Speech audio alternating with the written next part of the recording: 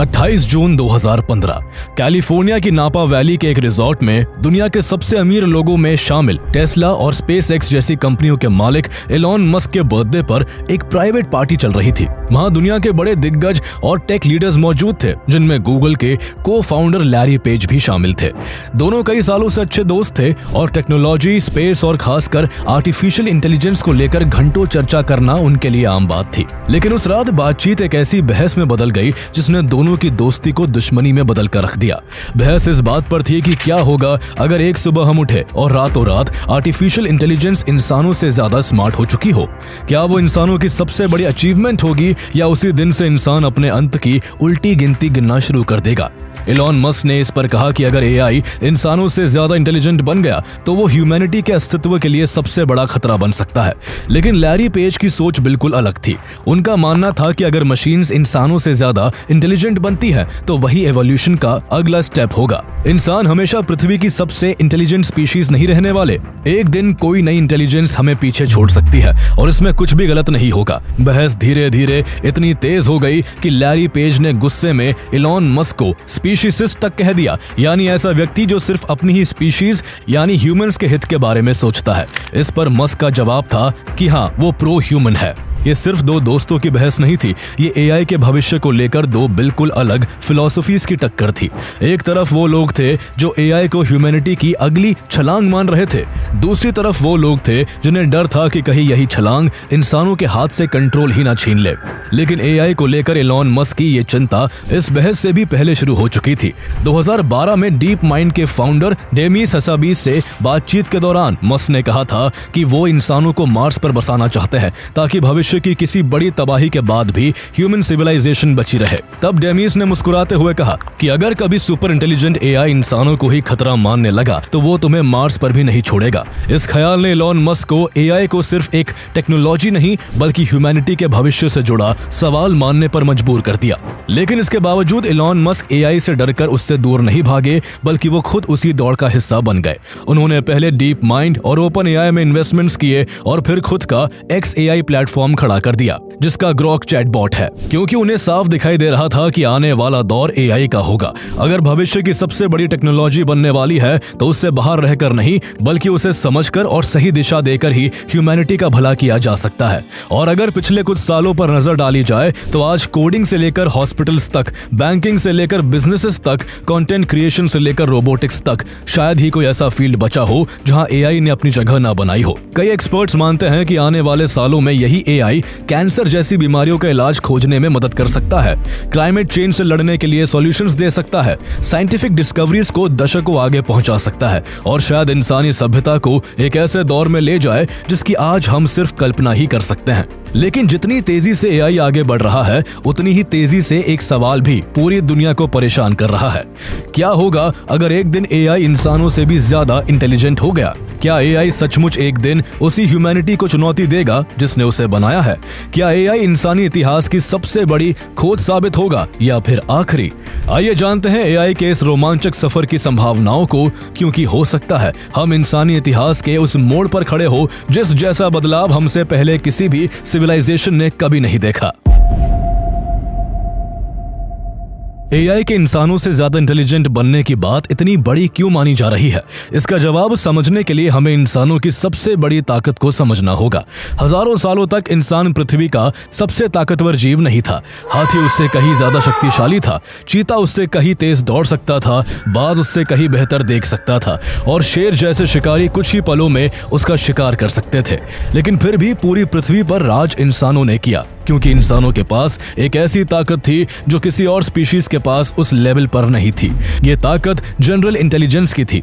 धीरे धीरे इंसानों का दिमाग इतना डेवलप हुआ कि वो सिर्फ सर्वाइवल नहीं बल्कि सीखना, समझना, भविष्य की प्लानिंग करना और नई चीजें बनाना सीख गए। यही वजह थी कि इंसान हर जनरेशन के साथ पहले से भी बेहतर होते गए। इंसानों ने आग को काबू किया, खेती करना सीखा, गांव बसाए, फिर शहर बनाए। राइटिंग ने नॉलेज को अगली जनरेशन तक सुरक्षित पहुंचाया। साइंस ने नेचर के नियम समझाए। इंडस्ट्रियल रेवोल्यूशन ने दुनिया की रफ्तार बदल दी। इलेक्ट्रिसिटी ने रातों को रोशन किया। कंप्यूटर्स और इंटरनेट ने पूरी दुनिया को जोड़ दिया। और देखते ही देखते वही इंसान जो कभी जंगलों में दूसरे जानवरों से डरकर जीता था, एक दिन पृथ्वी की सीमाएं पार करके स्पेस स्पेस तक पहुंच गया। इंसानी सिविलाइजेशन की हर बड़ी छलांग के पीछे यही इंटेलिजेंस थी। लेकिन अब पहली बार इतिहास में इंसान ऐसी इंटेलिजेंस बना रहा है जो बायोलॉजिकल नहीं बल्कि आर्टिफिशियल है। मगर एआई की कहानी की शुरुआत हाल फिलहाल में नहीं बल्कि करीब 75 साल पहले ही हो गई थी। तब कंप्यूटर का जन्म हुआ था और वो उस समय बेहद बेसिक थे। तभी 1950 में ब्रिटिश मैथमेटिशियन एलन ट्यूरिंग ने एक सवाल पूछा, क्या कभी ऐसा दिन आएगा जब मशीन भी इंसानों की तरह सोच सकेगी? यही वो सवाल था जिसने आर्टिफिशियल इंटेलिजेंस के सपने को जन्म दिया। 6 साल बाद 1956 में एलन ट्यूरिंग के इसी कॉन्सेप्ट को अमेरिका की डार्टमाउथ कॉन्फ्रेंस में पहली बार ऑफिशियली एआई यानी आर्टिफिशियल इंटेलिजेंस नाम दिया गया। इसके पीछे सपना था कि एक दिन कंप्यूटर सिर्फ इंस्ट्रक्शंस फॉलो नहीं करेंगे बल्कि इंसानों की तरह सीखेंगे, समझेंगे और प्रॉब्लम सॉल्व करेंगे। लेकिन उस समय टेक्नोलॉजी इतनी एडवांस नहीं थी। शुरुआती एआई सिर्फ पहले से लिखे रूल्स पर चलता था और असली दुनिया उसके लिए बहुत कॉम्प्लेक्स थी। कोई खास नतीजा न निकलने के कारण धीरे धीरे रिसर्च की स्पीड कम हो गई, फंडिंग घट गई और लोगों ने मान लिया कि शायद एआई कभी सफल नहीं होगा। इसी दौर को एआई विंटर कहा जाता है। लेकिन साइंटिस्ट ने हार नहीं मानी। उन्होंने मशीन्स को रूल सिखाने के बजाय डेटा से सिखाना शुरू किया। यही से मशीन लर्निंग का जन्म हुआ। अब एआई को हर चीज स्टेप बाय स्टेप बताने की जरूरत नहीं थी। उसे डेटा दिया जाता था और वो खुद पैटर्न्स पहचान कर सीखने लगा। 1997 में दुनिया ने पहली बार एआई की असली ताकत देखी जब IBM के कंप्यूटर डीप ब्लू ने वर्ल्ड चेस चैंपियन गैरी कैस्परोव को हरा दिया। हालांकि डीप ब्लू सिर्फ चेस खेल सकता था और चेस के बाहर उसे किसी दूसरी चीज की समझ नहीं थी। लेकिन इसके बाद दुनिया और भी तेजी से बदलने लगी। इंटरनेट हर घर तक पहुंच गया। Emails, websites, search engines, social media और स्मार्टफोन्स ने अरबों लोगों का डेटा इकट्ठा करना शुरू कर दिया। दूसरी तरफ कंप्यूटर्स पहले से हजारों गुना पावरफुल हो चुके थे। खासकर ग्राफिक कार्ड्स यानी GPUs जो पहले गेम्स चलाने के लिए बनाए गए थे, अब एआई को ट्रेन करने लगे। मैसिव डेटा और पावरफुल कंप्यूटर एआई की दुनिया के सबसे बड़े टर्निंग पॉइंट साबित हुए और यही से डीप लर्निंग रेवोल्यूशन की शुरुआत हुई। फिर 2022 में ओपन एआई ने ChatGPT लॉन्च किया और पहली बार करोड़ों लोगों ने अपनी आंखों के सामने एआई की असली ताकत देखी। अब एआई सिर्फ चेस नहीं खेल रहा था, वो ऐसे लिख सकता था, कोडिंग कर सकता था, इमेजेस बना सकता था, सवालों के जवाब दे सकता था और इंसानों की तरह बातचीत भी कर सकता था। कुछ ही महीनों में पूरी दुनिया में एआई रेस शुरू हो गई। Google, Microsoft, Meta, Amazon, Anthropic और XAI जैसी बड़ी बड़ी कंपनीज अरबों डॉलर्स एआई पर खर्च करने लगी। हर कंपनी का सिर्फ एक गोल बन गया कि उन्हें दुनिया का सबसे पावरफुल एआई बनाना है और आज हम उसी दौर में खड़े हैं। जिन कामों के लिए पहले बड़ी बड़ी टीम्स और महीनों का समय लगता था, उनमें से कई काम अब एआई कुछ ही देर में कर देता है। Coding, customer support, data analysis, content writing, graphic design और मार्केटिंग समेत ऐसे दर्जनों फील्ड्स में एआई धीरे धीरे इंसानों का काम अपने हाथ में लेने लगा है। यही वजह है कि पूरी आईटी इंडस्ट्री एक बड़े बदलाव से गुजर रही है। ट्रेडिशनल आईटी सर्विसेज कंपनीज पर प्रेशर बढ़ रहा है क्योंकि क्लाइंट्स अब सिर्फ आउटसोर्सिंग नहीं बल्कि एआई ऑटोमेशन चाहते हैं। इस कारण बड़ी से बड़ी इंडियन आईटी कंपनीज का स्टॉक प्राइस 50-60% तक क्रैश हो चुका है। वहीं दूसरी ओर इस बदलाव का सबसे बड़ा फायदा उन कंपनीज को मिल रहा है जो एआई बना रही हैं। Nvidia, Microsoft, alphabet, Meta, Amazon और दूसरी एआई कंपनीज पर अरबों डॉलर्स का इन्वेस्टमेंट हो रहा है। दिलचस्प बात यह है कि इन कंपनीज की एआई सर्विसेज हम लगभग हर दिन इस्तेमाल करते हैं, लेकिन इनकी ग्रोथ का फायदा हमें सीधे तौर पर नहीं मिल पाता क्योंकि वो यूएस स्टॉक मार्केट में लिस्टेड हैं। अगर पिछले एक साल का इंडियन मार्केट और यूएस मार्केट का परफॉर्मेंस कंपेयर करें तो जहां निफ्टी 50 लगभग फ्लैट से नेगेटिव रिटर्न के आसपास रहा है, वहीं यूएस का S&P 500 करीब 20% और नैस्डैक 30% से ज्यादा रिटर्न दे चुका है, जबकि इंडिविजुअल कंपनीज ने इससे भी बेहतर परफॉर्म किया है। पिछले 10 सालों में एनवीडिया ने करीब 33,000% और सैंडिस्क ने एक साल में लगभग 4,400% का रिटर्न दिया है। यही वजह है कि दुनिया भर के इन्वेस्टर्स अपने पोर्टफोलियो का एक हिस्सा ग्लोबल मार्केट्स में एलोकेट करते हैं। इस डाइवर्सिफिकेशन का एक बड़ा फायदा करेंसी अप्रिसिएशन भी है। मई 2024 में जहां $1 करीब 83 रुपीस का था, वहीं मई 2026 तक ये लगभग 95 रुपीस पहुंच गया। यही करीब 14% का रिटर्न हुआ। लेकिन क्या इंडिया में बैठकर यूएस स्टॉक्स में इन्वेस्ट करना लीगल है? इसका जवाब है हाँ। आरबीआई की लिबरलाइज्ड रेमिटेंस स्कीम के तहत इंडियन इन्वेस्टर्स ग्लोबल इक्विटीज में इन्वेस्ट कर सकते हैं। वही टैक्सेशन की बात करें तो 2 साल से ज्यादा होल्डिंग पर long term capital gains tax लगता है, जबकि 2 साल से कम होल्डिंग पर होने वाला प्रॉफिट प्रॉफिट आपके एप्लीकेबल टैक्स स्लैब के अनुसार टैक्स होता है। अब सवाल यह है कि इंडिया से यूएस स्टॉक मार्केट में इन्वेस्ट कैसे किया जाए। यहीं पर IND मनी इस पूरे प्रोसेस को आसान बना देता है। IND मनी गिफ्ट सिटी से ऑपरेट करने वाला IFSCA रेगुलेटेड ब्रोकर है। इससे आपका KYC इंडिया में ही कंप्लीट होता है और ग्लोबल इन्वेस्टिंग के बावजूद आपका अकाउंट इंडियन रेगुलेटरी फ्रेमवर्क के तहत रहता है। साथ ही इसका डायरेक्ट टाई अप SEC और FINRA regulated foreign custody brokers के साथ है, जिससे ट्रेड्स, फंड फ्लोज और कस्टडी पूरी तरह सिक्योर रहते हैं। ऑनबोर्डिंग से लेकर रेमिटेंस, ट्रेडिंग और सेटलमेंट तक पूरा प्रोसेस IND मनी खुद हैंडल करता है। IND मनी के जरिए कोई भी इंडिया में बैठे बैठे यूएस स्टॉक्स में इन्वेस्ट कर सकता है। मान लीजिए आपको एप्पल में इन्वेस्ट करना है, जिसका शेयर प्राइस करीब $300 यानी लगभग 28,000 रुपए का है। लेकिन फ्रैक्शनल इन्वेस्टिंग की मदद से IND मनी पर मिनिमम ऑर्डर सिर्फ $1.01 यानी लगभग 96 रुपीज से शुरू किया जा सकता है। यानी आप एप्पल, एनवीडिया या अमेजॉन जैसी ग्लोबल कंपनीज में 100 रुपीज से भी कम अमाउंट में इन्वेस्टमेंट शुरू कर सकते हैं। अगर आप लॉन्ग टर्म वेल्थ क्रिएशन के लिए धीरे धीरे इन्वेस्ट करना चाहते हैं तो IND मनी पर यूएस स्टॉक्स और यूएस ETFs में सिर्फ 500 रुपए से SIP भी शुरू की जा सकती है। फ्यूचर में किसी स्टॉक को सेल करना हो तो होल्डिंग सेक्शन में जाकर उसे पार्शियल या फुल अमाउंट में आसानी से सेल किया जा सकता है। सिर्फ यूएस ही नहीं बल्कि ग्लोबल ETFs के जरिए AI और सेमीकंडक्टर इंडस्ट्री की वजह से तेजी से ग्रो कर रही साउथ कोरिया और ताइवान जैसी इकोनॉमीज में भी इन्वेस्ट किया जा सकता है। पिछले एक साल में iShares MSCI south Korea ETF ने करीब 180% और iShares MSCI ताइवान ETF ने लगभग 80% रिटर्न दिया है। इसके अलावा IND मनी का टैक्स सेंटर टैक्स फिलिंग को भी काफी आसान बना देता है। प्लेटफॉर्म रेडीमेड टैक्स रिपोर्ट्स देता है, जिन्हें डाउनलोड करके खुद यूज किया जा सकता है या सीधे अपने CA के साथ शेयर किया जा सकता है। IND मनी डाउनलोड करके KYC वेरिफिकेशन और बैंक अकाउंट लिंक करने के बाद कुछ ही स्टेप्स में आपका यूएस स्टॉक्स अकाउंट रेडी हो जाता है। अच्छी बात यह है कि IND मनी पर अकाउंट ओपनिंग का कोई चार्ज नहीं है। अगर AI के इस दौर में आप अपनी यूएस इन्वेस्टमेंट जर्नी शुरू करना चाहते हैं तो IND मनी को एक्सप्लोर कर सकते हैं। इसका लिंक डिस्क्रिप्शन और पिन कमेंट में मिल जाएगा। लेकिन अब सवाल यह है कि क्या AI का सफर यही रुकने वाला है? आज का AI चाहे कितना भी पावरफुल क्यों ना दिखे, लेकिन उसकी सबसे बड़ी सीमा यह है कि वो सिर्फ उसी काम में एक्सपर्ट है जिसके लिए उसे ट्रेन किया गया है। ChatGPT बातचीत कर सकता है लेकिन खुद कोई कंपनी नहीं चला सकता। AlphaGo दुनिया का सबसे बेहतरीन गो प्लेयर बन सकता है लेकिन वो कोडिंग नहीं कर सकता। यानी आज हर AI की इंटेलिजेंस एक सीमित दायरे तक ही है। इसी सीमा को तोड़ने की कोशिश AI रिसर्चर्स पिछले कई सालों से कर रहे हैं। उनका असली टारगेट आर्टिफिशियल जनरल इंटेलिजेंस यानी AGI है। ऐसा AI जो किसी एक काम में नहीं बल्कि लगभग हर इंटेलेक्चुअल टास्क इंसानों की तरह सीख सके, समझ सके और उसे पूरा कर सके। कोडिंग हो, साइंटिफिक रिसर्च हो, बिजनेस स्ट्रैटेजी हो, इंजीनियरिंग हो या नई डिस्कवरीज करना, AGI हर फील्ड में इंसानों का कॉम्पिटिटर बन सकता है। कई रिसर्चर्स का मानना है कि AGI इसी दशक में आ सकता है। अगर AGI बन गया तो वो ह्यूमन हिस्ट्री का सबसे बड़ा टर्निंग पॉइंट होगा। लेकिन असली कहानी AGI बनने पर खत्म नहीं होती बल्कि यही से शुरू होती है। देखा जाए तो इंसानों की सबसे बड़ी सीमा उनकी बायोलॉजी है।